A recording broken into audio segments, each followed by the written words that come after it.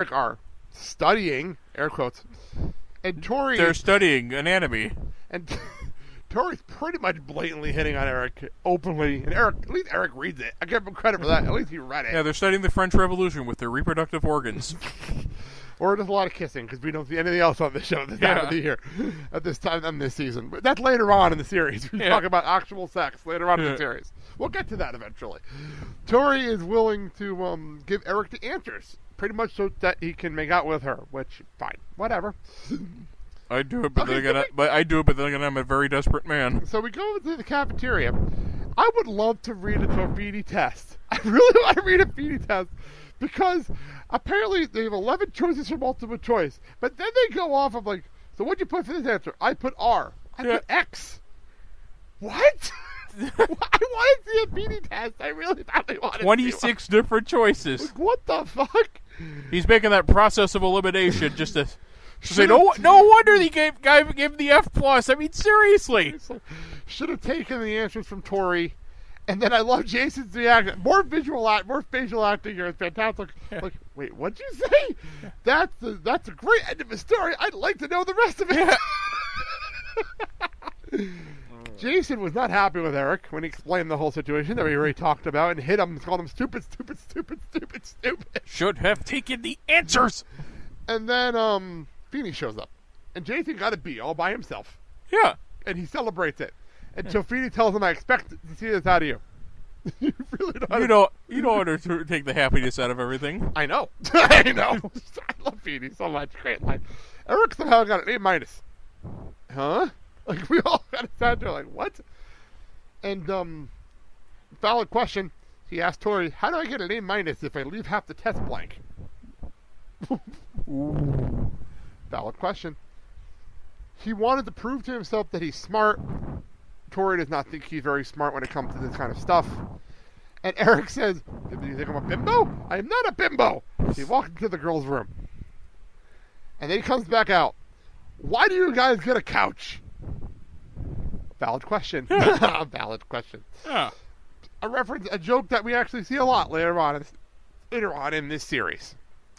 We'll get to that later. So back to Mike. Oh, and on a smaller note, I learned that the guy who did the music for the series and for, I believe, Girl Meets World, Ray Colcourt, died February 5th this year. Really? I did not know that. Pancreatic cancer. That explains the tribute they had at the beginning of the season. They had like this season is dedicated to him at the end. I didn't know why. Oh. That's a good call. Thank you for that. So we get back to the bike shop, and Turner's in shock at how good the bike looks. It's almost like it's brand new. Yeah. And he says, "Look at the serial number," and it's scratched off. Yeah. I love Uncle Mike. It's so funny. And then he hands him a bill for $1,500, and Turner's not happy. Oh, obviously not happy. Well, duh. And he asks to see the complaint department. Okay. What? Hysterical. And then Sean comes in. Yeah. Sean just pops up like, just all like happy. And he looks at he grabs the paper, looks at the bill. Labor 1,600 hours? That's what it felt like. And this is great. This whole scene was fantastic. He's my teacher. You hurt him, I hurt you. Ooh. And this is before the Turner-Sean relationship really kicked in. I like it. They're really dropping seeds here early for this. Yeah. I like this. And his reaction is that a threat? Duh. Yes. Well, Sean's serious, though. Serious scene. Yes. My brother's son. Threatening family. He's already taken... He lowers the price down to $300 as promised. Apparently, I'm a man of my word. Yeah. I wish her mother was alive to see this. She is. I should give her a call sometime. I love the Sean Uncle makes them. I really love these scenes. They're so funny.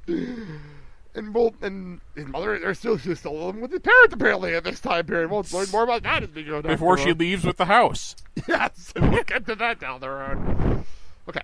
Now the next line I said I wanted to cover this here because come back to the house and Eric is studying, and he says there's no babes. There's no babes anywhere. There's no babes in history. And when there is a babe, they get what was Alan's line? They get Lynch or something like that. Yeah. Or something stupid. Like, I have an issue with this. Again, back to my love of Hamilton right now. The whole point in Hamilton lately, and they talked about this in interviews, is that the how they word it? The forefathers of this country, that the foremothers of this country never get any credit or love and deserve. That's why this line kind of bothers me because of that joke. Because the people have been talking about that, and a lot of women love in the history of Hamilton. That's why I wanted to cover that here.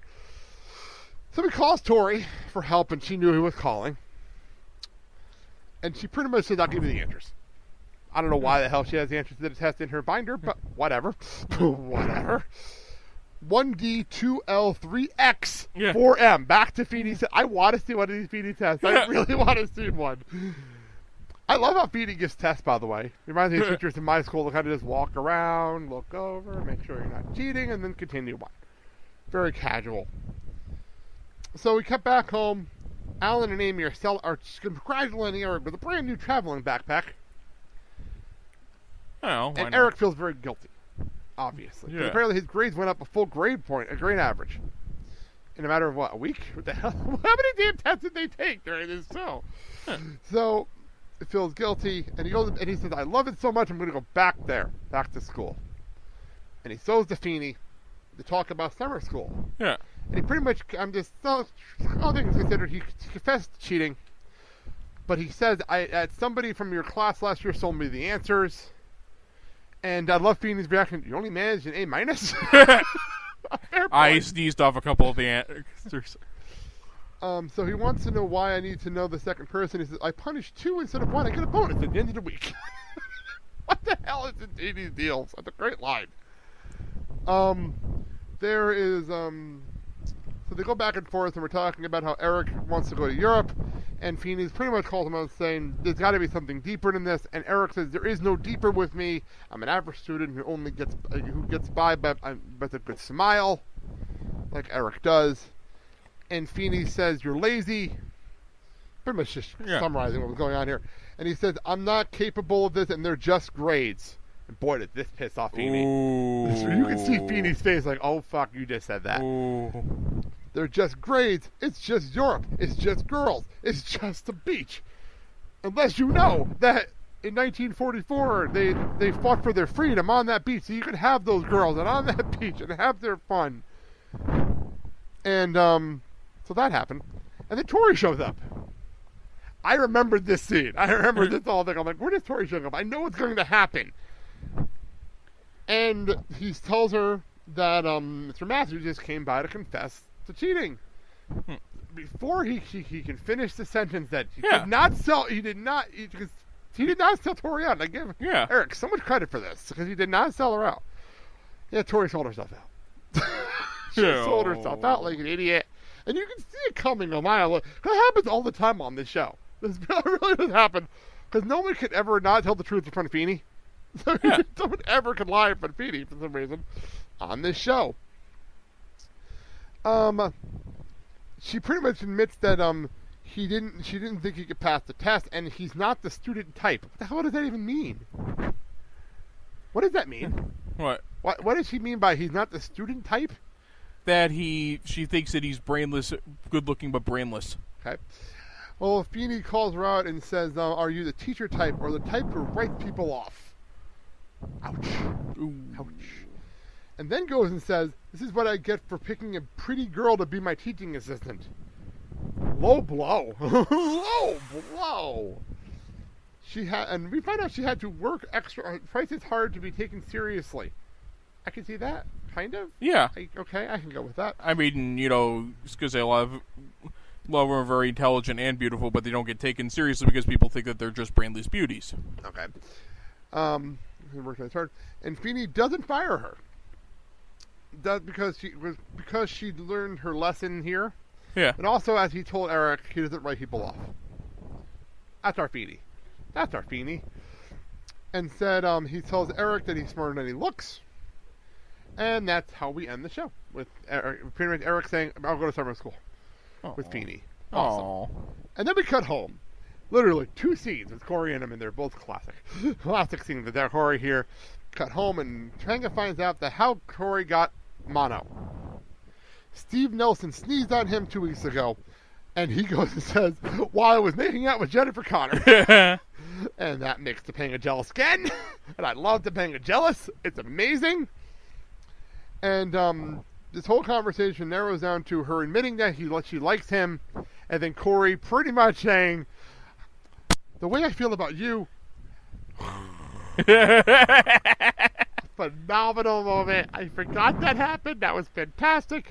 And then she walks away. I hate you, and walks away. And Corey was like, I think I handled that well.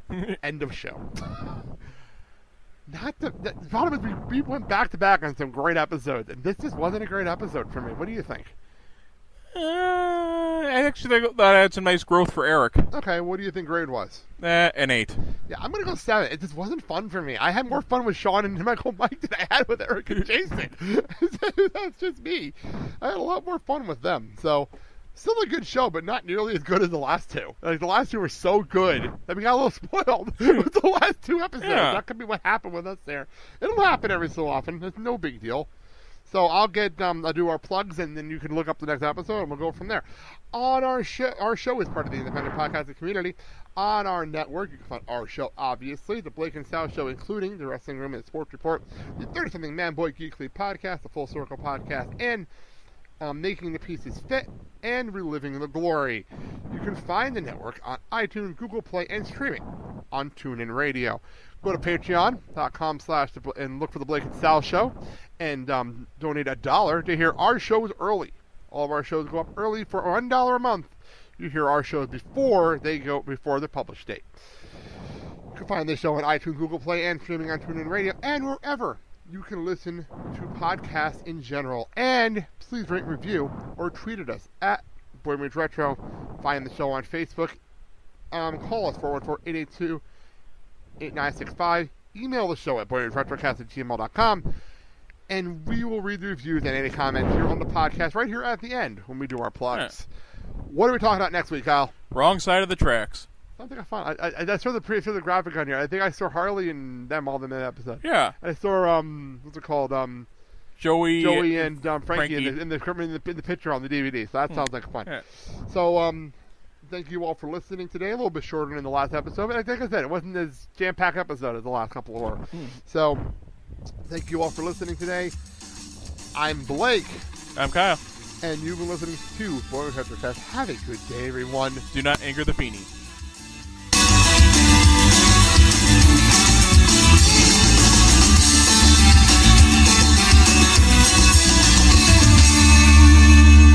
Just grades. Oh, well. I mean, it's just Europe. And they're just girls. And it's just a beach. Unless you happen to know that on that beach, in June of 1944, 150,000 troops landed and began the liberation of Europe. So that 50 years later, those girls could run around on that beach in freedom.